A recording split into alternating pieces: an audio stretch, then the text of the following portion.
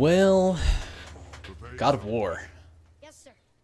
Man, what can I say about God of War that hasn't been said among all 500 of the perfect scores or 9 out of 10s that it has all over the place?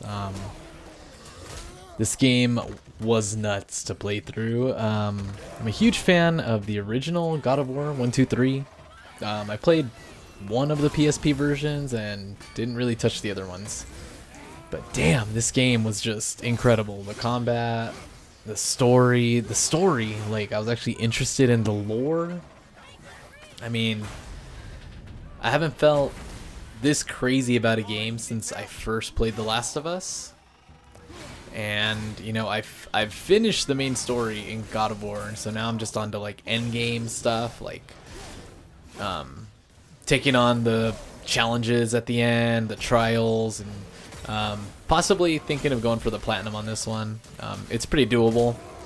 Just a little bit of time consuming for like finding the ravens and unlocking all the chests that I haven't found and finding the artifacts. But anyways, well worth the $60 that it was. If you were a fan of any God of War games and a fan of The Last of Us, I mean, or if you're just a fan of good stories or Norse mythology, or just this game just covers so many grounds. I mean, it's just such a great experience to play through.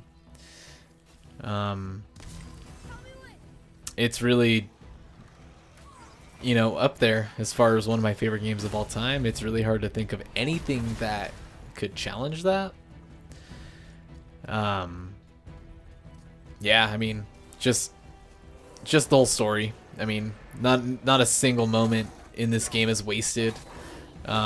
Between the dialogue, the relationship between Kratos and his son, the side characters. I mean, there's only like eight or so characters in the game. It's not like full of a ton of NPCs that don't matter. Everybody matters in this game. Everybody has a role to play. Every interaction is something special, which is great.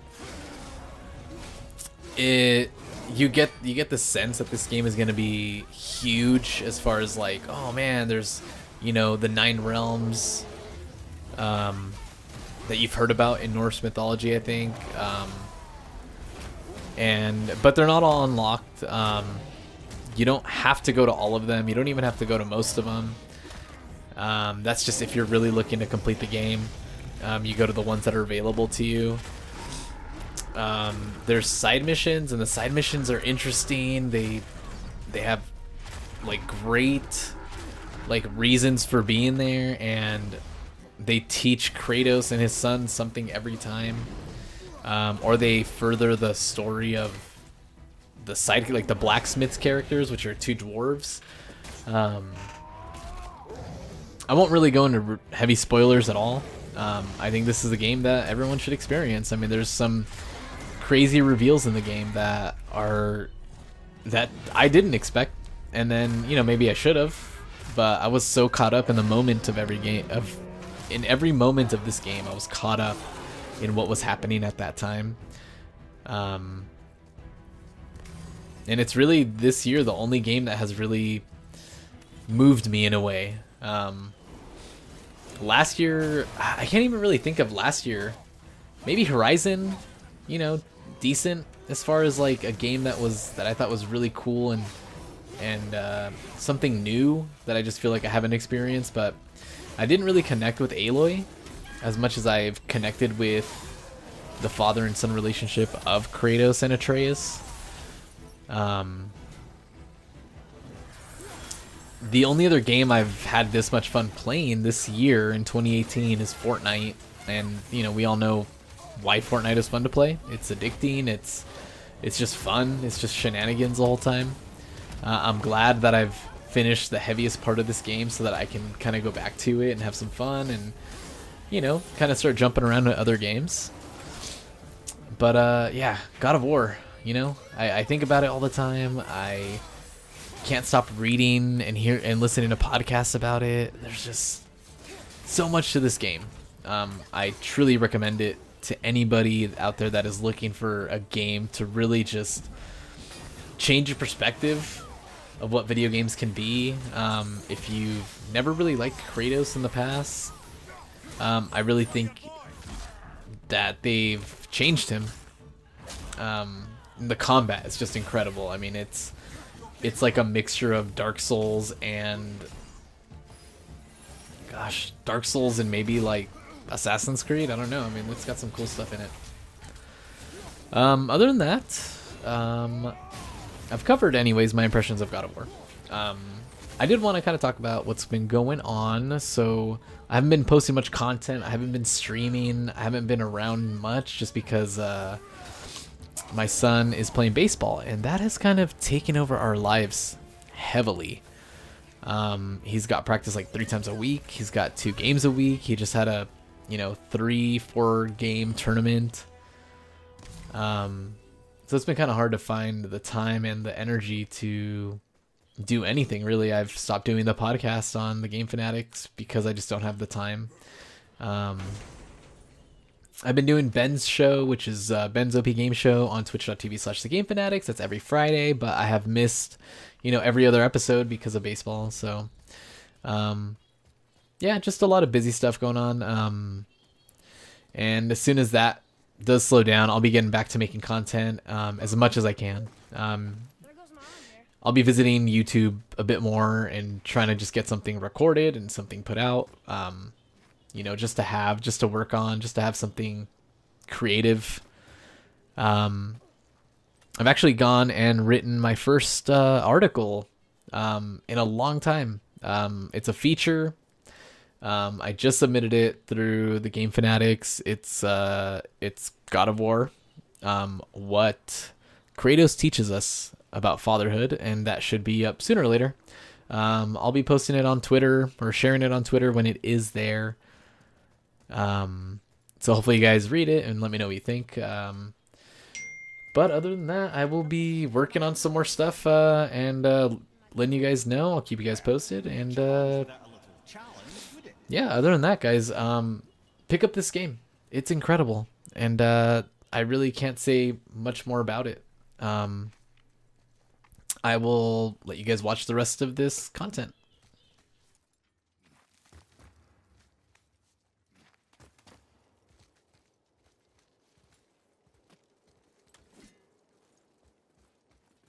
There's a sword. What's this? The 5th?